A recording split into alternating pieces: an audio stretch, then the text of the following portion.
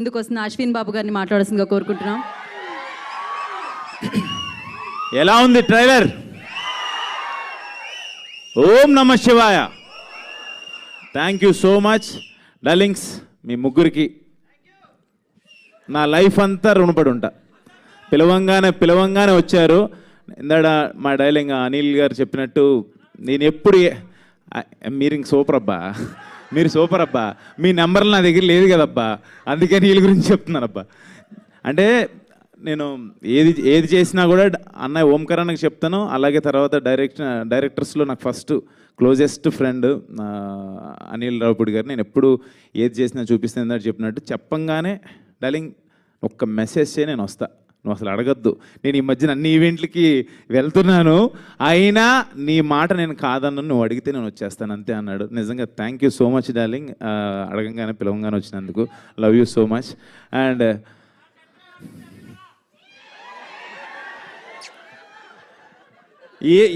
ఏమని చెప్పాలో తెలియదు మా తమ్ముడు. ఒక్క నిమిషం. అరే మీ అందరికి ఒక శాపం పెడుతున్నా. ఏంటో తెలుసా? ఖచ్చితంగా మీలో ఎవడో డైరెక్టర్ మ్యూజిక్ డైరెక్టర్ ఇక్కడికి రావాలా, మిమ్మల్ని ఇలాగే ర్యాగింగ్ చేయాలి అవుట్ నుండి జనాలు. పర్ఫెక్ట్ శాపం ఇదైతే. Ashwin please continue. అది శాపమా డార్లింగ్ వాళ్ళకి? My darling, my brother, my partner, నాకు చాలా చాలా ఇష్టం. ఒక్క మాట చెప్పాలి తమ్మన్ డార్లింగ్ గురించి. నాకు ఒక 10-12 ఇయర్స్ నుంచి తెలుసు. మేము ఇద్దరం క్రికెట్ ఆడేవాళ్ళం, ఓపెనింగ్ బాగా ఆడుతూ ఉండేవాళ్ళం. అప్పుడు తమన్ డార్లింగే నాకు. బట్ ఇప్పుడు తమన్ గారు అనే పొజిషన్కి వెళ్ళిపోయాడు, ఎక్కడికో వెళ్ళిపోయాడు, పాన్ ఇండియన్ మ్యూజిక్ డైరెక్టర్ అయిపోయాడు. అబద్ధాలు ఆడుతున్నాడు వీడు, అసలు నచ్చేవాడు కాదు. నేను ఆడుతుంటే నా కోసం తమన్ వస్తున్నాడు, ఈరోజు ఆడుతున్నాడు ఆపోనెంట్ టీంలో అంటే ఇంకో టీంలో అడుక్కుని వచ్చేవాడు. వాడు బౌలింగ్లో నేను కొట్టాలి అని అలా స్టార్ట్ అయింది. యాక్చువల్ గొడవలు నా గురించి ఆ గొడవల్లో స్టార్ట్ అయింది. అసలు బాల్ పట్లేం, వీడు కొడితే లేదు, ఒకటికి ఫ్రాక్చర్ అయ్యో ఒక అంబులెన్స్ రెడీగా పెడతాం, ఎక్కడో ఏదో అంబులెన్స్ ఏదో కార్ అయినా రెడీగా పెడతాం, అలా కొడతాడు కావాలని. మరి ఉండు మీరు ఆ డైలాగ్ విన్నాం. మామూలు ఆటగాడు కాదు, వద్దు శివం భజే పెద్దగా మాట్లాడదలుచుకోలే. ఆట వేరయ్యా, ఆపండి. ప్లాన్ చేసి వస్తాడు. క్రిక్ హీరోస్లో మరి అదేంటిది నోటిఫికేషన్ చూసి మరీ వస్తాడు. సో కొంచెం వద్దురా రే, నన్ను చెప్పనేరా రే. సరే చెప్పు. మాట్లాడినప్పుడు నేనేం మాట్లాడలేదు, ఒక్క నిమిషం. లాస్ట్ డైలాగ్ అర్థం కాలే, పర్వాలేదు ఏదో అన్నావు, ఓకే. గ్రీజు దగ్గర గుంటతో అవుతానంట, మళ్ళీ ఏదో వేరేలాగా అనిపిస్తుంది. చెప్పు. లేదు అంటే మేము డార్లింగ్ అవును పడతాడు ఫైనాన్షియల్ డిస్ట్రిక్ట్ లో నీళ్ళు కూడా వచ్చింది తవ్వి. లేదు అంటే జోక్స్ ఏ పార్ట్ అది. కానీ నాకు 10 years బ్యాక్ ఉన్నప్పుడు తమన్ డార్లింగ్ ఇప్పుడున్న పొజిషన్ తను నిజంగా పాన్ ఇండియన్ మ్యూజిక్ డైరెక్టర్ అయిపోయాడు. ఇప్పుడు బేబీ జాన్, ఓజీ, అంటే తన హార్డ్ వర్క్, తను ఏంటి, ఎలా ఉండేవాడు, ఏంటి, ఎలా తను ఏం నమ్ముకున్నాడు, ఈ స్థాయికి ఎలా వచ్చాడో నాకు దగ్గరుండి నేను చూశాను. వాడికి దిష్టి తగలకూడదు, 100% తగలదు. ఇంకా పెద్ద పొజిషన్కి వెళ్ళాలి. ఒక నిమిషం ఉండరా రే, ఇంకా మంచి పొజిషన్కి వెళ్ళాలి. ఈ పొజిషన్లో ఉండి కూడా నేను తమన్ గారు అని అనలేను, ఎందుకంటే నాకు అంత క్లోజ్, నాకు చాలా చాలా ఇష్టం. My lovely darling. వాడు అన్నా నాకు చిరాకు వస్తుంది, తట్టుకోలేవు. వీడు యాక్టింగ్ గ్రౌండ్లో కూడా ఎందుకంటే. Love you darling. పిలవంగానే వచ్చావు, రాత్రి 2:30 వరకు షూటింగ్లో ఉన్నాడు, అయినా పొద్దున్నే నేను చెప్పంగానే వచ్చావు. Love you darling, thank you so much. And మన మాస్కా దాస్, ఇండస్ట్రీ మాస్కా దాస్. డార్లింగ్ కాదు నాకు ఉన్న ఒపీనియన్ చెప్పాలి. మాస్కా దాస్ అనేది ఆ క్యాప్షన్ సూపరు. బట్ డార్లింగ్ నీకున్న డేరింగ్ అండ్ డాషింగ్ ఇప్పుడున్న యంగ్ జనరేషన్లో ఎవరికి లేదు డార్లింగ్. నిజంగా అంటే ఇక్కడ ఏది అనిపిస్తే అది మాట్లాడతాడు, ఏది అనిపిస్తే అది చేస్తాడబ్బా. ఇదైతే సూపర్. నీకున్న బెస్ట్ క్వాలిటీ అది.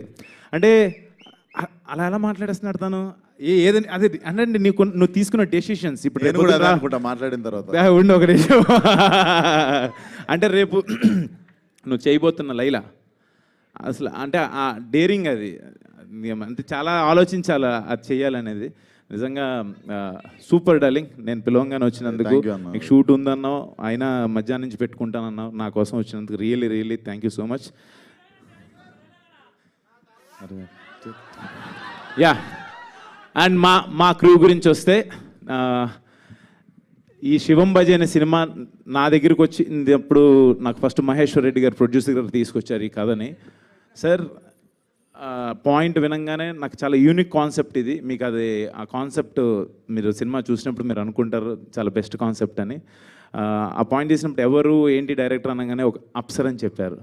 అప్సర్ అనగానే నేను అసలు ఇదేంటిది బీయింగ్ ఏ ఒక కమ్ అంటే ఒక ముస్లింగా ఈ కథ ఎలా రాశారు మీరు ఇది అని అడిగాను.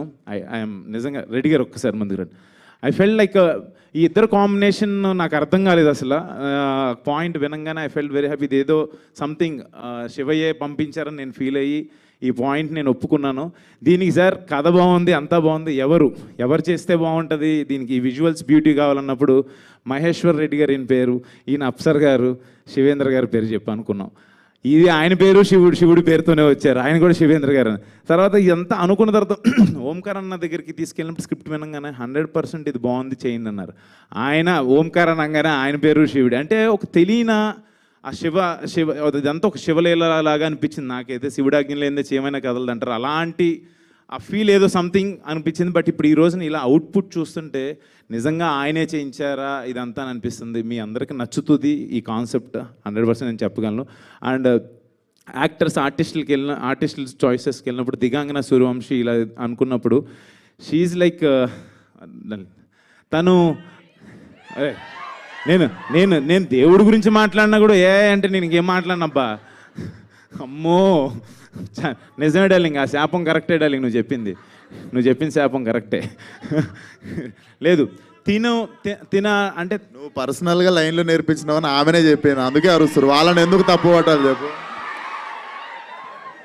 నేను ఇందాడు ఇదే చెప్పా, ఏది అనిపిస్తే అది మాట్లాడేస్తా, అదే డార్లింగ్ సూపర్.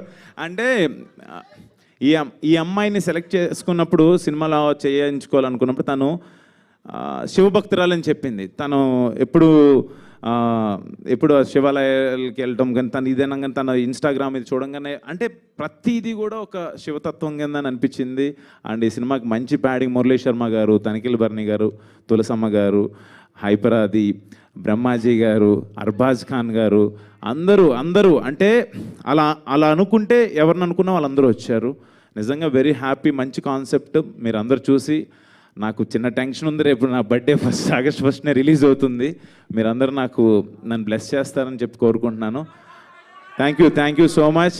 ఈ సినిమాని మీరందరూ చూసి నన్ను బ్లెస్ చేయాలని కోరుకుంటున్నాను. అండ్ ఇక్కడ ఈ రోజున లేడు my brother Vikas Badisa music director. తను లేడు, అద్భుతమైన ఆర్ఆర్ ఇచ్చాడు, దీనికి అద్భుతమైన మ్యూజిక్ ఇచ్చాడు. నాకు హిడింబాగ్ కూడా తనే చేశాడు. తను లేడు, ఫైనల్ వర్క్లోనే ఉన్నాడు. అండ్ అన్నయ్య ఇక్కడ లేకపోయినా ఓంకార్ అన్న, ఆయన బ్లెస్సింగ్స్, ఆయన విషెస్ ఎప్పుడూ నాకు ఉంటాయి. ఆయన లేకపోతే నేను లేను. యా ఈనపల్లా పిల్లలు లేరు ఇక్కడ, కానీ మాకు సెన్సార్ అయిపోయింది, పిల్లలతో చూడొచ్చు cinema యూబైఏ. Thank you so much. One second సరే, థ్యాంక్ యూ సో మచ్. మీరు తీసుకోండి. థ్యాంక్ యూ అశ్విన్ గారు, థ్యాంక్ యూ.